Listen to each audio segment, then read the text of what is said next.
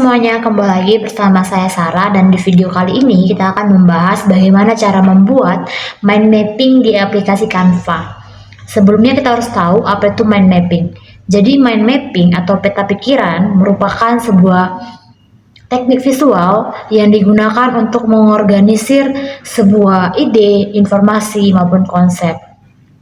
Nah, teman-teman pasti penasaran bagaimana cara membuat mind mapping ini di aplikasi Canva. So, kita langsung ke tutorialnya. Jadi, tonton video ini.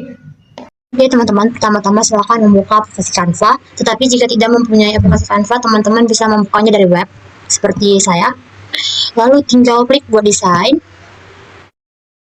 Nah, di sini kan saya mau bikin mind mapping atau peta pikiran. Dan ukurannya itu ada horizontal, diagram, maupun infografis. Jadi teman-teman tinggal pilih mana yang teman-teman inginkan. Kalau saya mau memakai yang horizontal. Dan di Canva ada banyak template untuk membuat mind mapping teman-teman. Jadi jika mau menggunakan template silahkan, jika mau membuat sendiri juga silahkan. Di sini saya mau bikin sendiri. Dan kita langsung saja mengubah warna latar belakangnya. Di sini saya ubah menjadi warna yang seperti ini. Lalu kita ke elemen. Lalu tinggal cari elemennya. Ketik saja blue.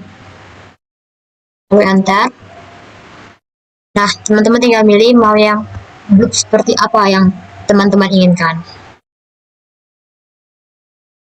Misalnya saya gunakan blue yang ini.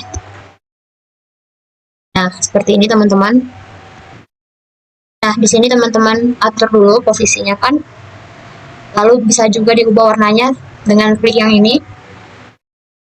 Saya ganti menjadi warna dengan kode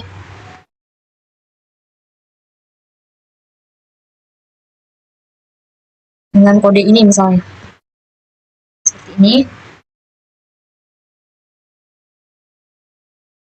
Nah, contohnya seperti ini tampilannya teman-teman. Lalu tinggal pergi ke teks, tambahkan judul. Di sini saya akan mau bikin mind mapping materi sejarah Indonesia. Jadi tinggal ketik saja sejarah Indonesia. Lalu teman-teman bisa mengganti fontnya dengan sesuai yang teman-teman inginkan.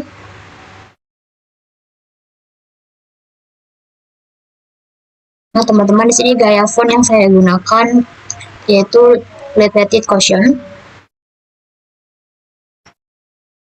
Selanjutnya saya mau mengubah fontnya menjadi huruf besar semua. Seperti ini teman-teman. Lalu tinggal disusun saja, dirapikan.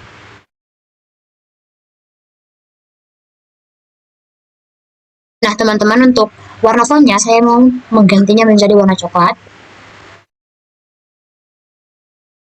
Nah seperti ini teman-teman. Selanjutnya kita tambahkan lagi elemennya. Nah teman-teman klik ke elemen, lalu cari yang bentuk seperti ini. Tinggal teman-teman pilih mau bentuk seperti apa. Karena saya gunakan yang ini. Warnanya juga bisa diganti.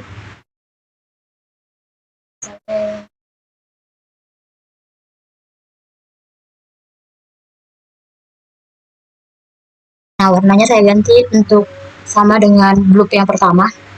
Tinggal disusun. Lalu pergi lagi ke elemen, tarik lagi bentuk yang seperti apa yang teman-teman inginkan. Kebetulan di sini saya ada 9 materi yang harus dimasukkan ke dalam mind mapping. Jadi saya harus mencari 8 bentuk lagi. Di sini saya pause saja agar tidak memakan waktu ya teman-teman. Nah kira-kira seperti ini tampilan bentuk yang saya pilih. Kebetulan karena tidak ada bentuk yang cocok di saya, jadi semuanya sama saja saya bikin. Selanjutnya saya akan edit terlebih dahulu ya teman-teman bentuk-bentuk tersebut. Dan di sini saya akan pause dulu agar tidak memakan waktu ya. Nah di sini juga kita bisa tambahkan blok untuk judulnya.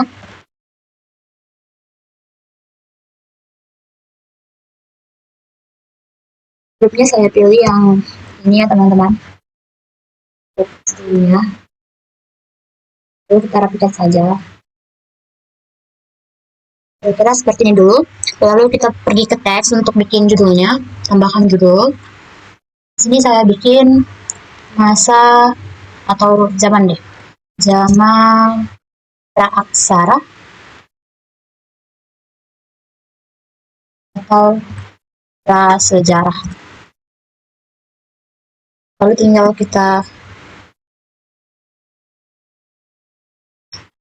ke font, pilih font yang Luminous Brush, tinggal diklik.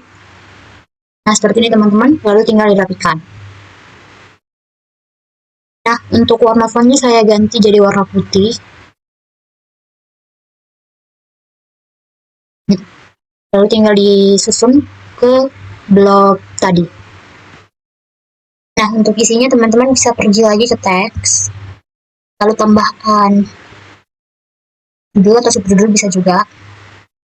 Lalu tinggal isi saja apa isi yang teman-teman inginkan. Nah, kira-kira seperti ini teman-teman, dan ulangi keseluruhan di setiap blok ataupun di setiap bentuk. Nah, bentuk keduanya seperti ini saya bikin teman-teman. Selanjutnya tinggal disalin saja teks yang sudah kita buat pertama kali tadi. Lalu tinggal diganti saja teksnya untuk judul, dan seperti itu seterusnya. Nah, teman-teman, seperti ini mind mapping saya yang kedua. Nah, selanjutnya saya akan melanjutkan ke materi yang ketiga. Dan di sini saya pause dulu agar tidak lama. Nah, untuk materi yang ketiga ini saya edit seperti yang sebelum-sebelumnya teman-teman. Jadi tidak ada yang diubah, sama seperti yang sebelumnya. Nah, teman-teman, kira-kira seperti ini tampilannya ketika sudah selesai saya edit.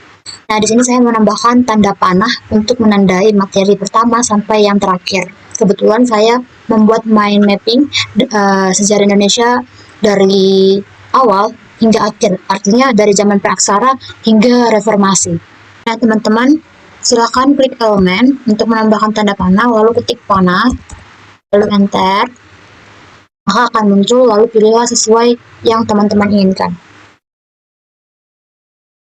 Nah, teman-teman, misalnya saya pilih tanda panah yang seperti ini, lalu tinggal disusun saja sesuai yang teman-teman inginkan. Nah, teman-teman, kira-kira seperti inilah tampilannya ketika sudah selesai. Dan di sini saya mau bikin nomor untuk memberi arahan bahwasanya materi yang pertama mana, kedua mana, dan seterusnya. Nah, untuk memberi penomoran tersebut, teman-teman bisa ke elemen, lalu ketik nomor, lalu enter. Nanti akan keluar, maka teman-teman akan memilih elemen mana yang cocok untuk desain teman-teman. Nah, teman-teman, kira-kira seperti inilah penomoran yang saya gunakan untuk mind mapping saya. Selanjutnya saya mau menomor-nomori terlebih dahulu materi-materinya. Jadi saya pause dulu videonya. Nah, teman-teman, ini materi yang sudah saya nomorin. Selanjutnya saya mau menambahkan elemen-elemen pendukungnya agar lebih menarik lagi.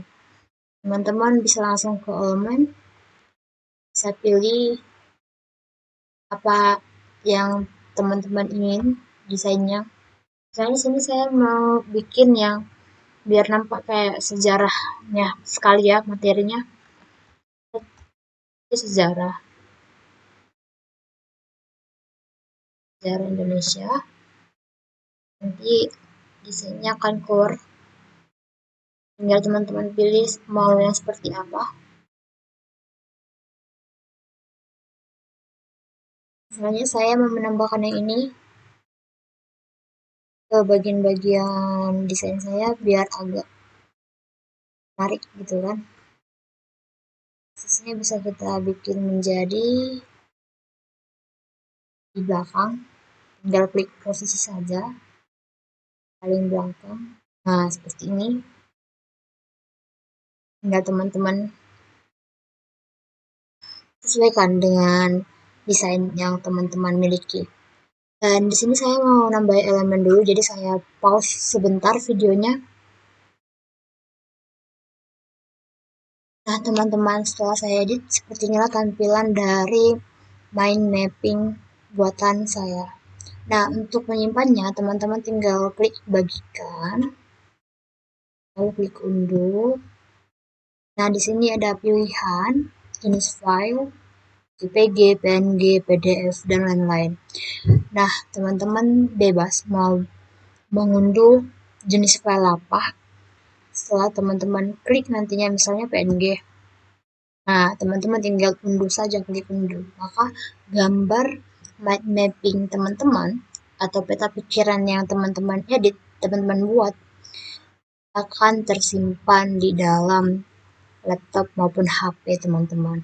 Nah teman-teman, itu tadi merupakan video tutorial bagaimana cara membuat mind mapping di aplikasi Canva.